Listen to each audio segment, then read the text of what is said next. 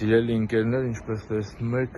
քարոզարշավը արդեն սկսվել է ու հենց այս պահից սկսած արդեն այստեղ կտեսնեք խախտման ցայտուն օրինակ, ահա այն խումբը, որ հեռանում է իմ հետևում տեսնում եք աստիճաններով եւ այս խումբը հասարակական կարգի պաշտպանության, այսպես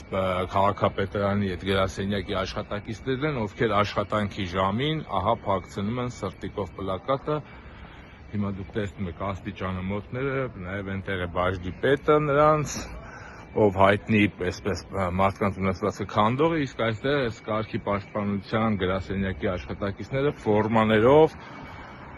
Նիկոլ Փաշինյանի ու քաղաքացիական պայմանագրի գովազդով են զբաղված, դուք տեսնում եք, նրանք փակցնում են սրանք,